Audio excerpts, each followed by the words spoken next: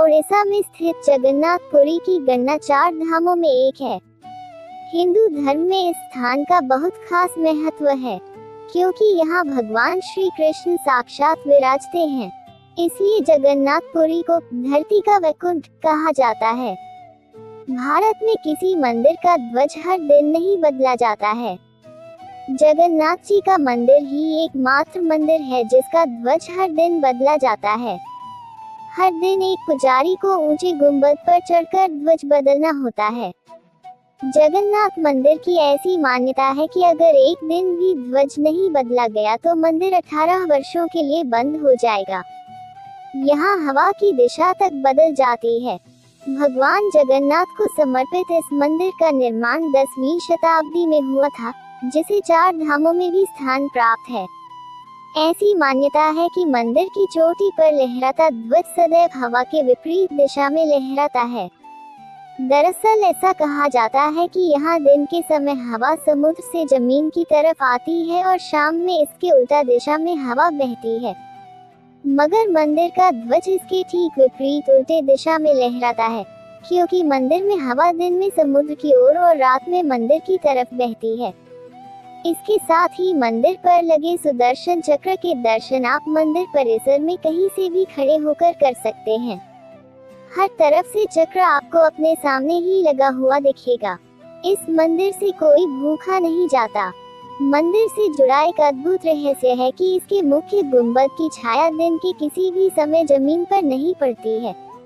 इसके अलावा ऐसा कहा जाता है कि मंदिर में प्रतिदिन चाहे कितने ही श्रद्धालु दर्शन के लिए पहुंचे, मगर प्रसाद की मात्रा कभी घटती नहीं है। हर समय पूरे साल के लिए भंडार भरा रहता है। ऐसी मान्यता है कि भगवान जगन्नाथ के प्रताप से यहाँ 1000 लोगों से लेकर लाख लोगों तक को प्रतिदिन भरपेट भोजन खिलाया जा सकता है।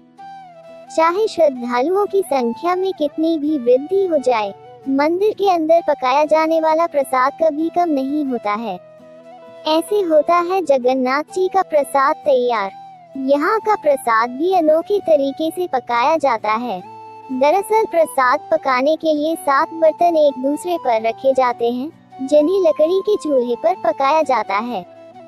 मगर बताया जाता है कि इस प्रक्रिया में सबसे ऊपर बर्तन में रखी गई सामग्री सबसे पहले पकती है और फिर धीरे धीरे नीचे के बर्तनों में रखी सामग्री पकती है। यहाँ की विशाल रसोई में भगवान जगन्नाथ को चढ़ने वाले महाप्रसाद को बनाने के लिए 500 रसोई लगे रहते हैं, जिनके लिए अलग से 300 सहयोगी काम करते हैं। यानी करीब 800 लोग मिलकर महाप्रसाद तैयार करते हैं। यहाँ प्रसाद रूप में भक्तों को गोपाल भोग बांटा जाता है। समुद्र की आवाज नहीं देती सुनाई। इस मंदिर की एक और चमत्कारी बात है कि मंदिर के अंदर प्रवेश करते ही आपको समुद्र की लहरों की ध्वनि नहीं सुनाई देगी, लेकिन जैसे ही आप मंदिर प्रांगण से निकलेंगे समुद्र की लहरों की ध्वनि स्पष्ट सुन सकते हैं। सुबह और शाम के समय इस चमत्कार को और अधिक स्पष्ट रूप से महसूस कर सकते हैं। स्वर्ण मंदिर से अधिक दान हुआ था यहाँ सोना। लोक मान्यताओं के अनुसार महाराजा रणजीत सिंह ने जगन्नाथ मंदिर के लिए अमृतसर के स्वर्ण मंदिर से भी कहीं अधिक स्वर्ण दान किया था। इसके अलावा अपने अंतिम दिनों में अपनी वसीयत में वे दुनिया का बेशकीमती कोहिनूर हीरा भी इस मंदिर को दान कर गए थे। अंग्रेजों का पंजाब पर आधिपत्य स्थापित हो जाने के कारण रणजीत सिंह की अंतिम इच्छा पूरी नहीं हो सकी और जो कोहिनूर जगन्नाथ जी के मुकुट में सज सकता था, आज ब्रिटेन की महारानी के मुकुट की शोभा है। स्नान यात्रा का भी काफी महत्व।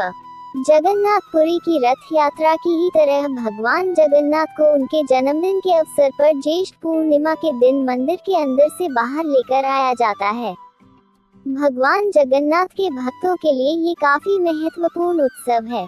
इस उत्सव में भगवान जगन्नाथ जी को सुभद्रा और बालभद्र जी के साथ मंदिर से बाहर लाकर स्नान वेदी पर पूरे पारंपरिक तरीके से शुद्ध जल से भरे 108 घड़ों से स्नान कराया जाता है। इसके बाद कराने के बाद श्रद्धालुओं को दर्शन के लिए सजाया जाता है। ऐसी मान्यता है कि यह परंपरा राजा इंद्रद्युम्न के समय से चली आ रही